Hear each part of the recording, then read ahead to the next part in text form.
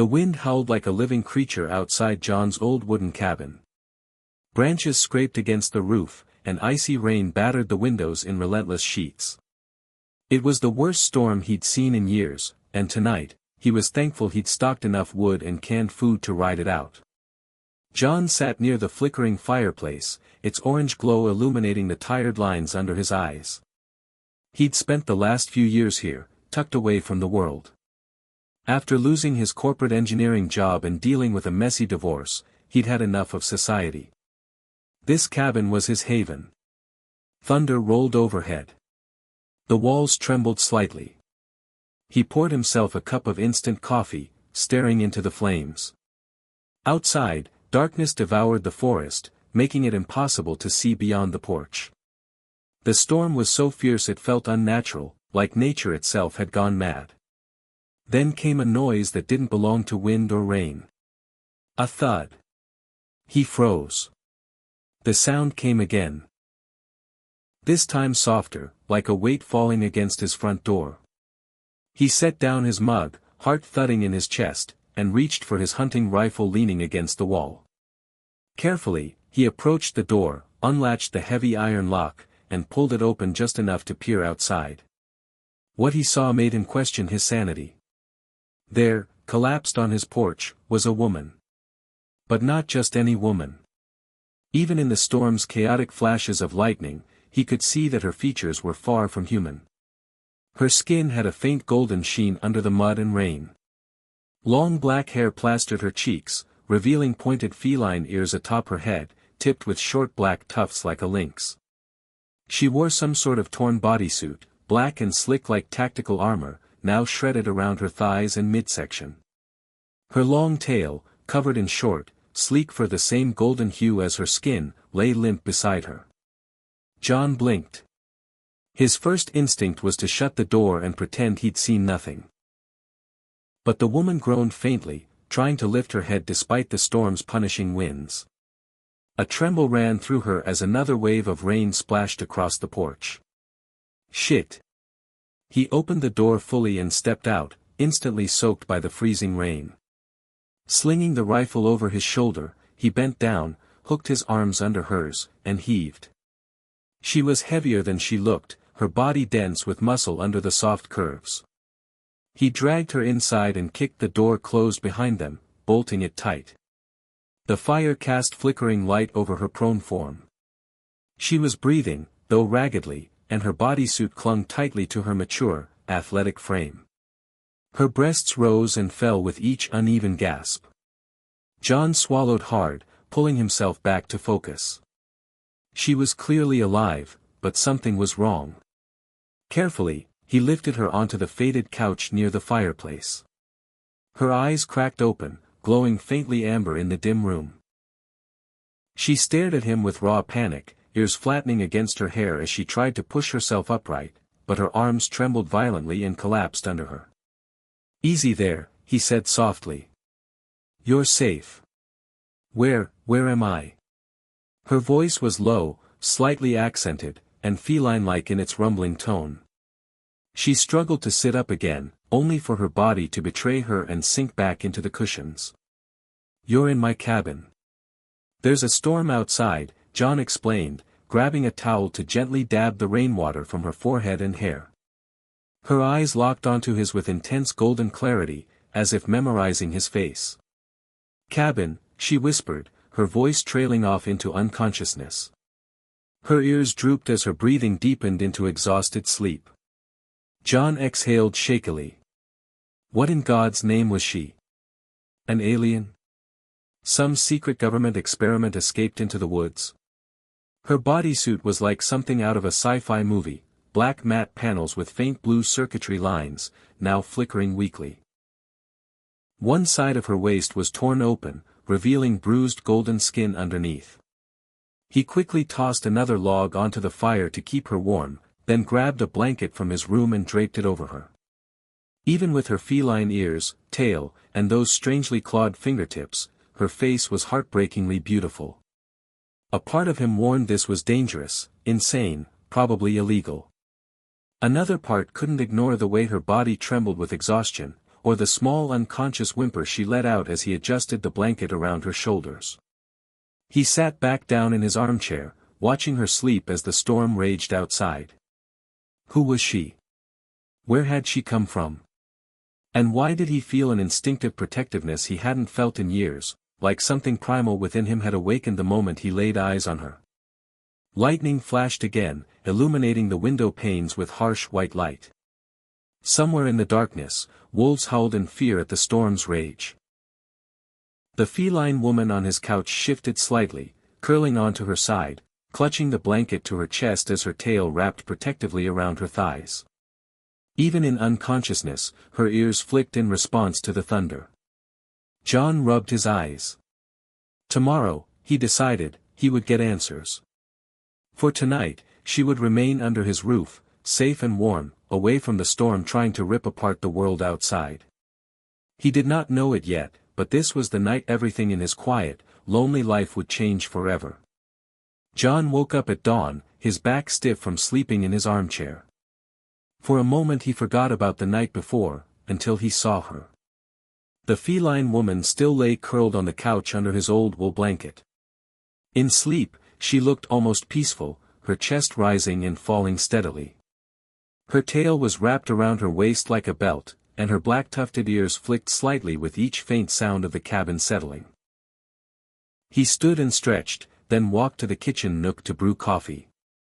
As the kettle hissed and steamed, he caught himself glancing back at her repeatedly. Her bodysuit was torn enough to reveal patches of her golden skin, marked with bruises and faint scratches.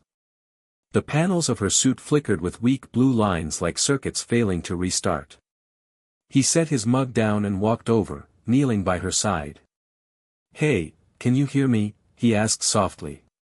Her eyes fluttered open, golden and feline, focusing blearily on his face. She inhaled sharply, and her ears flattened against her hair as she tried to scoot away, only to wince in pain and grip her side.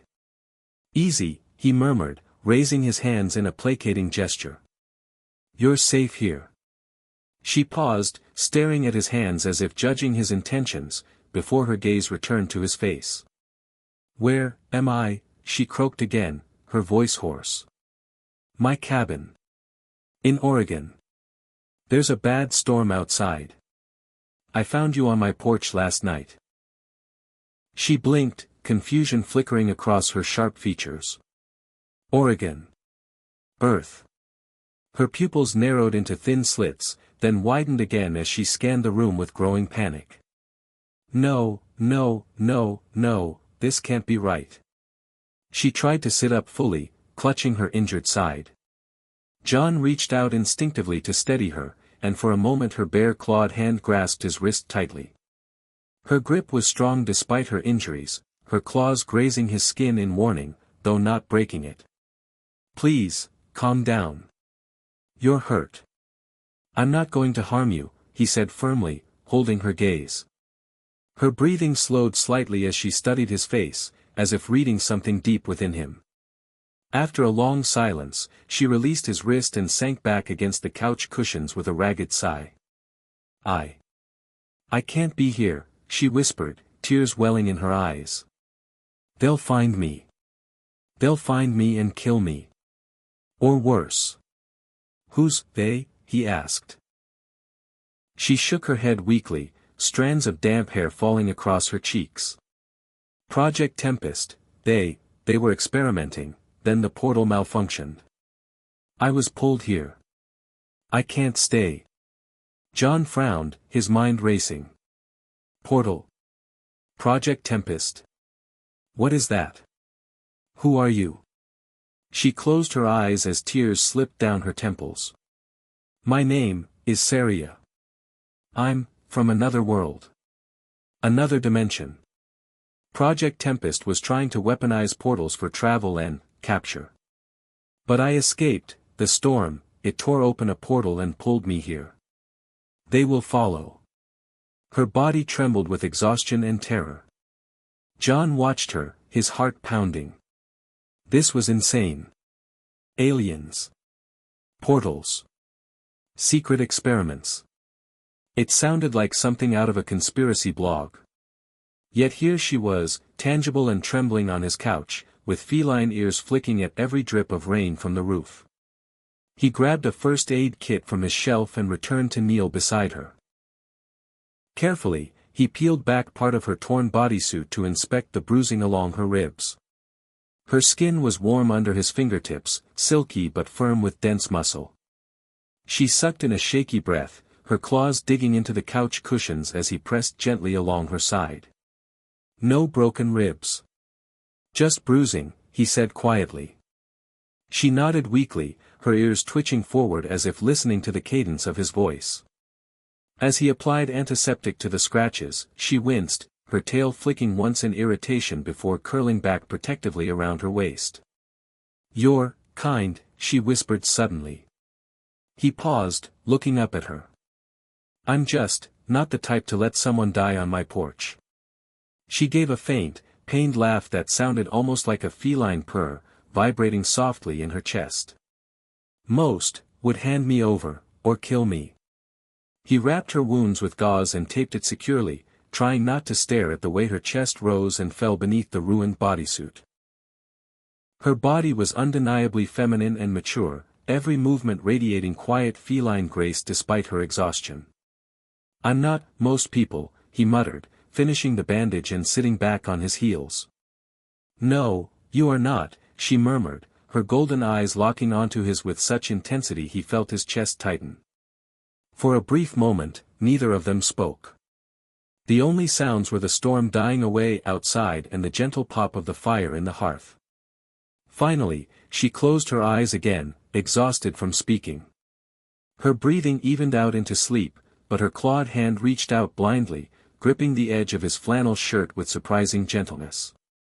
She didn't let go. He sat there, staring down at her sleeping form, feeling the strange warmth of her touch seeping through the fabric to his skin. Despite the insanity of it all, he couldn't deny the primal protectiveness unfurling inside his chest like a sleeping beast awakening after years of silence. Whoever this Sariya truly was, whatever Project Tempest planned for her, one thing had become clear to John in these early hours of dawn. She was his responsibility now. And he would protect her with everything he had. The storm had passed by midday, leaving the world outside quiet and dripping with leftover rain. John stepped onto the porch to stack chopped wood by the door, his mind racing with everything he'd learned that morning. An alien. A project called Tempest. Portals to other worlds. It sounded insane, but one glance at the feline woman sleeping on his couch reminded him it was all real. When he returned inside, she was awake, sitting up slowly with the blanket wrapped around her shoulders. Her long tail curled along her side, tip flicking absently. She stared at the floor, her black feline ears flattened against her hair. "You're awake," he said, placing a mug of warm herbal tea on the small table beside her.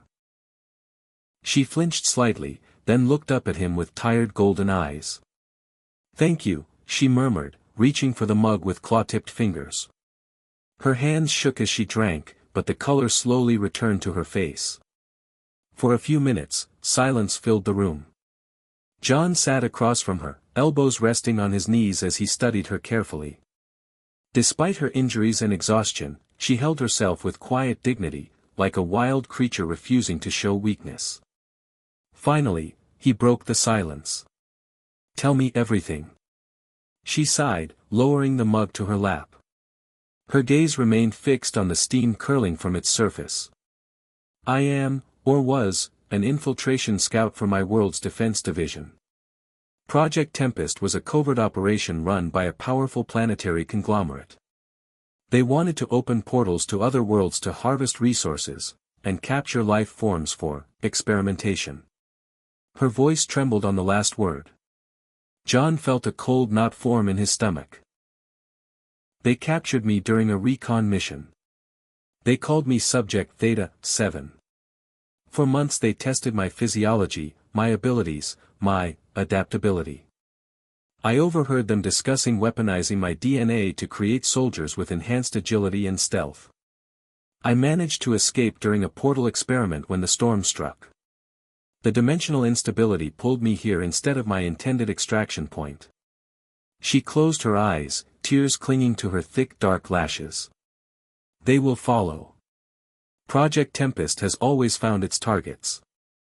John leaned back, exhaling shakily. This was bigger than anything he'd ever faced. He was just a man who'd run away from a failed marriage and a corrupt corporate world. What could he possibly do against an interdimensional conglomerate? But then he looked at her. The way her ears drooped in defeat, the way her tail curled protectively around her thighs, the way her clawed fingers trembled against the chipped mug. Despite her alien nature, she radiated a quiet vulnerability that awoke something fierce inside him. "You're safe here," he said finally. Her ears twitched, lifting slightly as she glanced at him with cautious hope. "For now," she whispered. He stood and began rummaging through his supply shelves. "If they're coming, we'll need to be ready. Food, medical supplies, and weapons. We're in the middle of nowhere, so that's an advantage. But if they can open portals wherever they want." He trailed off, thinking. Sariya watched him quietly, her golden eyes following his every movement. "You don't have to help me," she said softly. "You could hand me over. They would reward you." He turned, meeting her gaze firmly. "And let them dissect you like some lab rat?" "No chance." A flicker of something warm crossed her feline eyes, relief, gratitude, or perhaps something deeper. She hugged the blanket tighter around her shoulders and closed her eyes, leaning back against the couch cushions. "You are different from others of your species," she murmured. He snorted. "You have no idea." That afternoon, he showed her around the cabin. She walked slowly, leaning on the walls for support as her body recovered. Her movements were graceful despite her injuries, each step silent on the old wooden floors. Her tail swayed behind her with quiet elegance, and her feline ears flicked constantly as she listened to each creak and groan of the old house. "This is my room," he said, gesturing to the small bedroom with its simple cot and hunting gear hanging on the walls. "You can take the bed. I'll sleep out here." She looked at him sharply, ears angled forward. "That is unnecessary. Your scent, it is calming. I will remain near you." John blinked, heat rising to his cheeks at her bluntness. Sure. Whatever you're comfortable with." She nodded once and walked back to the living room, settling onto the couch again with the blanket draped around her shoulders. As she curled her legs under herself, her tail wrapped around her knees, he noticed her bodysuit shifting against her body's curves. Quickly, he turned away to busy himself with restocking the fireplace.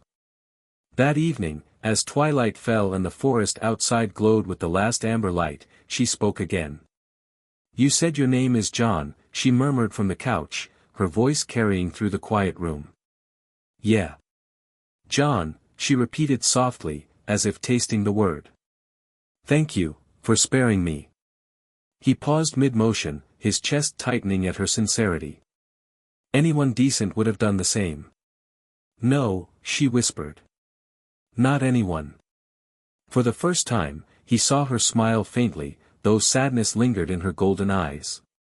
The soft expression made something primal and protective surge through him. She was strong and deadly, yet fragile in her loneliness. That night, he lay on his armchair near the couch, listening to her quiet breathing.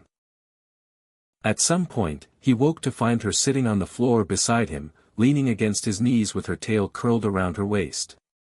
Her head rested lightly on his thigh, feline ears twitching softly as she slept. He didn't move. Instead, he gently rested his hand on her head, feeling the silky strands of her hair between his fingers. She let out a quiet, barely audible purr in her sleep, a sound so tender it made his heart ache. For the first time in years, John felt needed. And for Sariya, for the first time in her life, sleep came easily, knowing he was there to guard her. Morning came quietly. John woke to find Sariya already awake, sitting cross-legged on the couch, repairing her torn bodysuit with careful precision. Her claw-tipped fingers worked delicately, stitching the black fabric with thread he'd given her. She noticed him watching and gave a small nod. "Thank you, for the supplies." "No problem," he said, rubbing sleep from his eyes. "How are you feeling today?" She paused, ears flicking lightly. "Stronger. My internal healing processes accelerate during rest. I should regain full mobility within the day." "That's good," he said, though he felt a pang of unease. If she was well enough to move, she would want to leave soon. And part of him didn't want her to go. He brewed coffee and prepared some canned beans for breakfast. She ate with quiet efficiency, her golden eyes watching him over the rim of her mug. After they finished, she spoke softly. "I need to check the surroundings. Project Tempest may already be scanning dimensional frequencies for my signature." "Dimensional frequencies?" he asked, following her as she walked to the porch. She stepped into the morning sunlight, her feline silhouette outlined against the misty forest. Her long tail flicked once before curling behind her. "They track biological signatures by energy resonance. If the storm weakened the dimensional fabric here, they will locate me quickly." John frowned. "Then we need to move." She turned to face him, the sun catching her golden skin and illuminating her black tufted ears. "I'm not letting you face this alone," he said firmly. For a moment, her expression softened, her feline eyes gleaming with something close to relief. She stepped closer, reaching up to touch his face gently. Her clawed fingers traced along his stubbled jawline with feather-like precision. "You are strange for your kind," she murmured. He chuckled despite his nerves. "I've been told that." Suddenly, her ears flicked backward, and her pupils narrowed to sharp slits. She turned swiftly, scanning the trees. John tensed, following her gaze. "There," she whispered. At the tree line, two figures in black tactical armor stepped out of the shadows. Their helmets obscured their faces, but the insignia on their chests was unmistakable: Project Tempest. Before John could react, Sariya lunged forward with predatory speed, grabbing his wrist and yanking him back into the cabin. "Get down," she hissed, pushing him to the floor as a silent pulse of blue light swept through the cabin windows. "What was that?" he whispered, heart hammering. "Dimensional scanner. They know I'm here." Gunshots rang out, shattering the window. Sariya snarled, her golden eyes blazing as she darted to the fireplace and pulled out a metal rod embedded in the stone mantel. It extended into a sleek, alien staff with glowing blue circuit lines pulsing along its shaft. "Stay behind me," she ordered. The door burst open. Two armored agents stormed in, weapons raised. Sariya moved with lethal grace, spinning the staff in a fluid arc that cracked against the first agent's helmet, sending him crashing to the ground. She pivoted, planting a clawed foot against the second agent's chest and sending him sprawling backward out the door. "Move," she barked at John, grabbing his hand and dragging him outside. They ran across the wet grass toward the forest. Bullets tore through branches behind them, but Sariya moved so swiftly it felt like she was guiding the very air around them. Her tail streamed behind her like a golden banner as she sprinted, still gripping his hand tightly. They ducked behind a fallen tree. John's chest burned with exertion, his breaths coming in ragged gasps. Sariya peeked over the trunk, her ears flattened as her tail flicked anxiously. "They will call for reinforcements," she said. "We must leave the area." He nodded breathlessly. "How far can you travel?" She hesitated, studying his flushed, exhausted face. Then, to his surprise, she leaned forward and pressed her forehead lightly against his. Her skin was warm, her scent strangely soothing despite their dire situation. "I will match your pace," she whispered softly. For a brief moment, time slowed. Her golden eyes gazed into his with quiet intensity, and he felt his pulse settle under her touch. Then she pulled back, her feline grace returning as she scanned the woods. "This way," she ordered, helping him to his feet. They ran deeper into the forest, moving swiftly between moss-covered trunks and tangled undergrowth. As they moved, Sariya's voice remained low and calm. I sensed a landing field nearby. If we can reach it before they regroup, we may find a craft to steal. Steal a craft, he panted. Like, a helicopter. Or better, she said, flashing him a quick, fierce grin that revealed small feline fangs. Despite their danger, his chest tightened at the sight. Under her alien deadliness was a warmth and mischievous spark he hadn't seen before.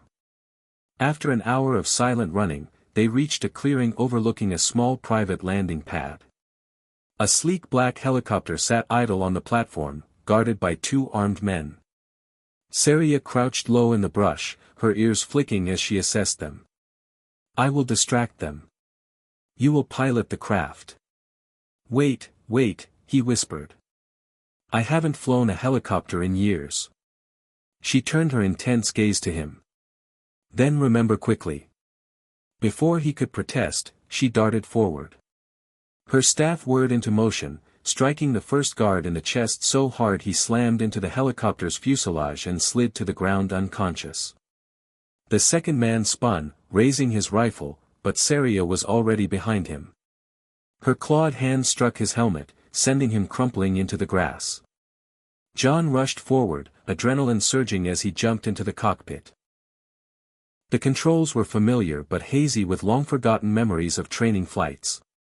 His fingers danced over the console as the engine roared to life. Get in, he shouted. Sariya leapt into the cabin, slamming the door behind her. Bullets whizzed through the clearing as agents poured from the tree-line, but the helicopter rose swiftly, rotors slicing the air with thunderous force. As they climbed higher, Sariya pressed her hand against the cockpit window, watching the forest shrink below them. You are, truly skilled, she said softly, her tail curling around her waist as she turned to him with a fierce, relieved smile. He swallowed, heart racing. We're not safe yet. No, she said, her golden eyes glowing with determination. But we are free. For now. She leaned over the console and pressed her forehead against his temple, her purr vibrating softly against his skin. And as long as I am with you, John, I will remain free. The helicopter thundered low over dense forests, whipping treetops into swirling waves of green. John's fingers clenched around the controls as adrenaline surged through his veins. Every rattle of the fuselage sent tremors up his arms, but he held steady. Beside him, Sariya leaned over the console, scanning the screens with feline focus. Her black tufted ears flicked as static crackled through the comm system. 2 Project Tempest chasers have been dispatched from the northern facility, she said, her golden eyes narrowing. Estimated interception in 10 minutes. John cursed under his breath, pushing the throttle. The engine whined in protest, but the craft surged forward. I don't have weapons on this model, he said, glancing anxiously at her. She placed her clawed hand on his forearm, her touch cool and steady. Then we will evade. He risked a sideways glance. Despite their peril, her expression was calm, almost serene. Her sleek black hair framed her golden face, and her long tail curled around her waist in a protective spiral. She radiated an unbreakable confidence that ignited something deep within him, a fierce determination not to let her down. They flew north, following a river winding between steep cliffs. Rain began to fall in heavy sheets, drumming against the cockpit glass in a relentless roar. They will track us by heat signature, she said, her gaze fixed on the console. We need to mask it. I have an idea, John replied, banking sharply toward the mountains. The helicopter dipped into a canyon, skimming so close to the jagged cliffs that moss and ferns slapped against the landing rails. Sariya braced herself against the console, her eyes wide with exhilaration rather than fear. Impressive flying, she murmured, her voice a low purr. Don't distract me, he muttered, though a grin pulled at his lips. They reached a massive waterfall cascading down sheer granite walls into a roaring basin below. Without hesitation, John maneuvered the helicopter into the mist cloud, cutting the engine to idle. The craft dropped abruptly before stabilizing within the heavy spray.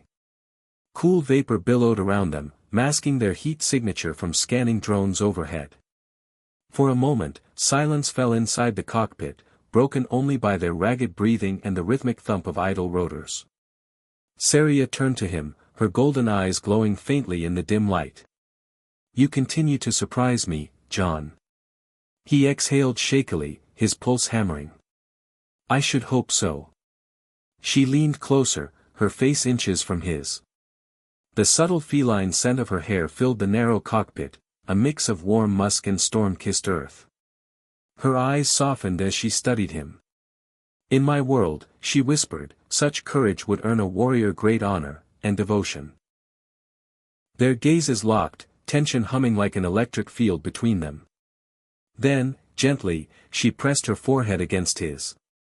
Her purr rumbled softly through his chest, vibrating straight into his bones. John closed his eyes, absorbing the sensation. Her touch was light yet grounding, a silent promise of trust. When she pulled back, her expression was unreadable, but her tail curled loosely around his thigh as she settled back into her seat. "Power is returning," she said after a pause, scanning the console. "We should move before they widen their search grid." "Agreed," he replied, voice hoarse. He restarted the engine and lifted them out of the mist, banking northeast toward the border mountains. The storm thickened into a swirling tempest that swallowed them whole, but Sariya's confidence never faltered. "Tell me," she said over the roar of rain and rotors. "Why do you live alone in this forest? Your species thrives in packs." He chuckled humorlessly. "People. Let's say they disappointed me one too many times." She murmured, turning her gaze back to the drenched wilderness below. "You are different." They flew for another hour before the fuel gauge dipped into red. John scanned the rugged terrain until he spotted an abandoned logging camp half buried in mist. He landed smoothly in a clearing surrounded by towering firs and cut the engines. Sariya jumped lightly to the ground, her bodysuit glistening with rain as she scanned their surroundings. Her feline silhouette blended into the shifting shadows like an apparition. "This place will provide cover for the night," she said, flicking water from her ears. "We can continue at dawn." They entered the largest cabin, an old foreman's quarters with broken windows and collapsed rafters. John built a small fire in the stone hearth while Sariya explored the rooms, her movements silent and predatory. When she returned, her hair was damp and clung to her golden skin, accentuating every curve of her athletic, mature figure beneath the tight black bodysuit. She approached him slowly, crouching by the fire to warm her clawed hands. "You are trembling," she said softly. "It's just, everything," he admitted, his voice low. "I never signed up to be hunted by interdimensional corporations." She tilted her head, her black tufted ears flicking forward. Then, to his surprise, she reached out and rested her hand lightly on his chest. Her claws barely grazed his shirt, but her touch radiated warmth. "You did not choose this," she murmured, "but you choose to remain. That is courage." He swallowed hard, heat blooming in his chest. "You give me no choice." Her lips twitched in a faint smile. "Then I will remain by your side, until you release me." She leaned closer, her breath warm against his cheek. For a moment, he thought she would kiss him, but instead, she pressed her forehead lightly to his again. The purr that vibrated from her chest was quiet but deeply resonant, a sound that eased the tension coiled in his muscles. "Rest now," she whispered. "I will watch over you tonight." He lay down on a dusty old cot, exhaustion dragging his eyelids closed. As sleep took him, he felt her settle beside him on the floor, her tail curling around his leg in silent, protective intimacy. That night, under the flickering firelight and the soft sound of rain against rotting wood, John dreamt of golden eyes glowing through a storm and the quiet strength of the feline woman who refused to abandon him. And Sariya, resting with her cheek against his knee, purred quietly into the darkness, her silent vow of devotion to the only being who had ever treated her as more than a weapon.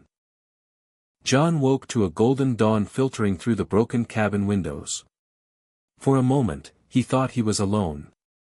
Then he felt a warm weight curled against his leg. Sariya was still resting on the floor beside him, her cheek pressed lightly against his knee, golden hair falling across her closed eyes. Her ears flicked once as she stirred, sensing his awakening. "Morning," he murmured, his voice rough. She blinked awake, feline pupils narrowing to slits in the rising sun's glare. Slowly, she sat up, stretching her arms above her head in a sinuous motion that made her back arch and her tail flick lazily. Her bodysuit clung to her mature, toned curves as she moved, catching the light along its glowing blue seams. "Your world is quiet," she said softly, looking out at the mist drifting between pine trunks. "Not always," he replied, sitting up and rubbing his temples. "Especially not now." She turned her gaze back to him, her golden eyes glowing faintly. "Project Tempest will never stop hunting me." He sighed. "Then we'll keep running." Her ears flicked forward at the word wheel.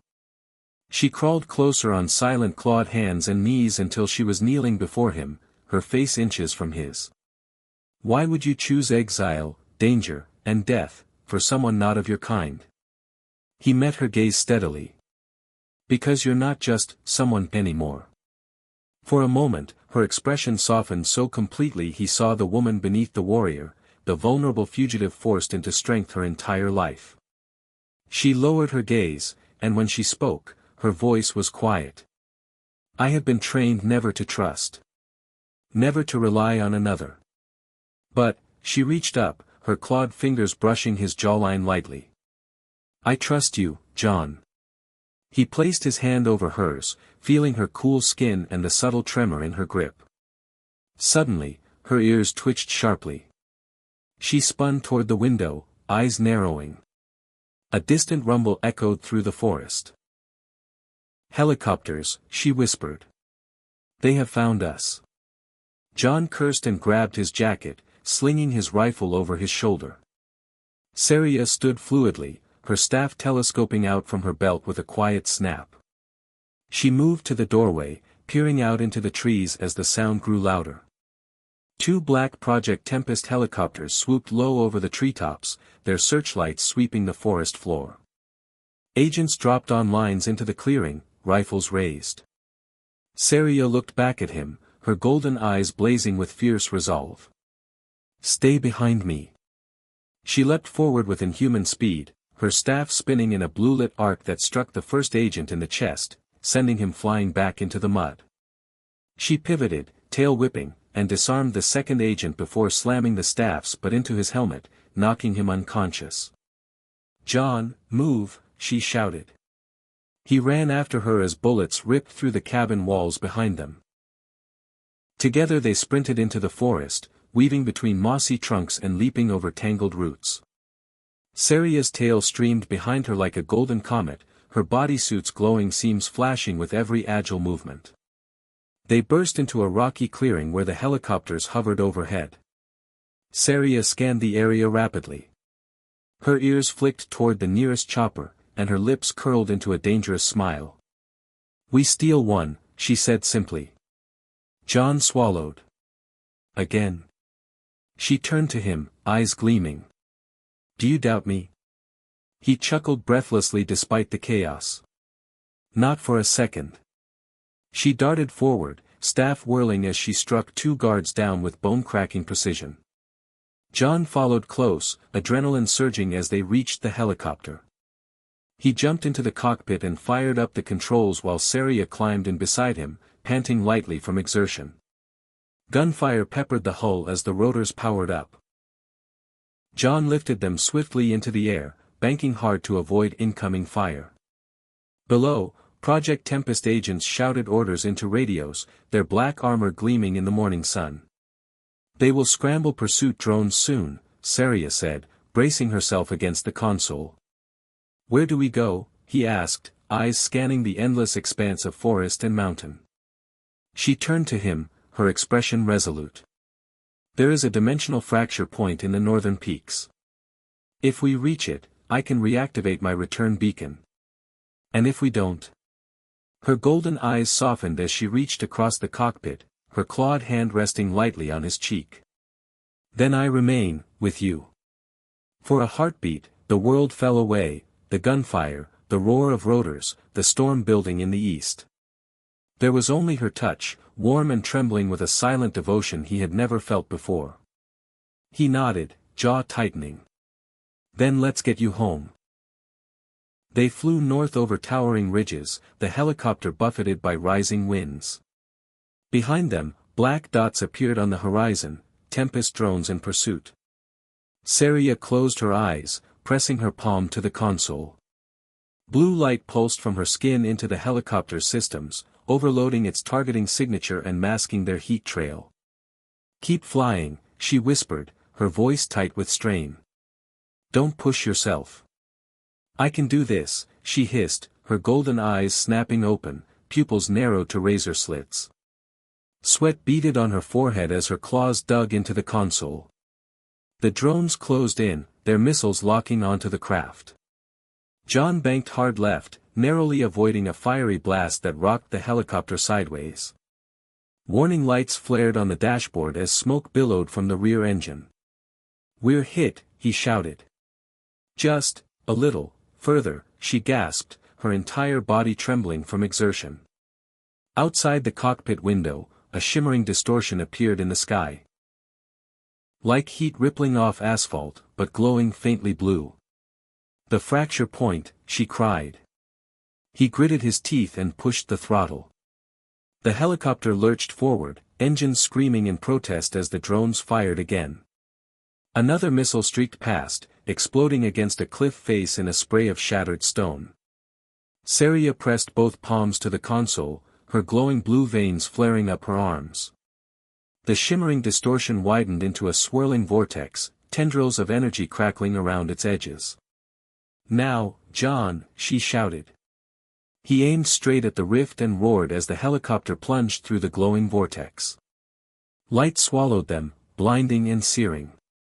The cabin vibrated with a deafening hum, and for a moment, it felt like they were falling forever. Then silence. When his vision cleared, they were hovering over a lush alien jungle, twin suns rising on the horizon. Massive purple trees stretched to the sky, their broad leaves glowing with bioluminescent veins. John exhaled shakily, tears stinging his eyes at the beauty before him. Beside him, Sariya slumped in her seat, chest heaving with exhaustion. He reached over, taking her clawed hand in his. Are you home? He whispered. She opened her eyes, glowing softly in the twin sunlight. A tired smile curved her lips. Yes, thanks to you. He felt a pang deep in his chest. Will I ever see you again? For a moment, she was silent. Then she leaned forward, pressing her forehead against his with a soft, rumbling purr. Her tail curled around his waist in a warm, silent embrace. I am yours, John, she whispered. No matter what world I stand in. And as the suns rose higher over her homeland, painting her golden skin in radiant light, he knew with a quiet certainty that their bond would never break, even if their paths led them to different skies.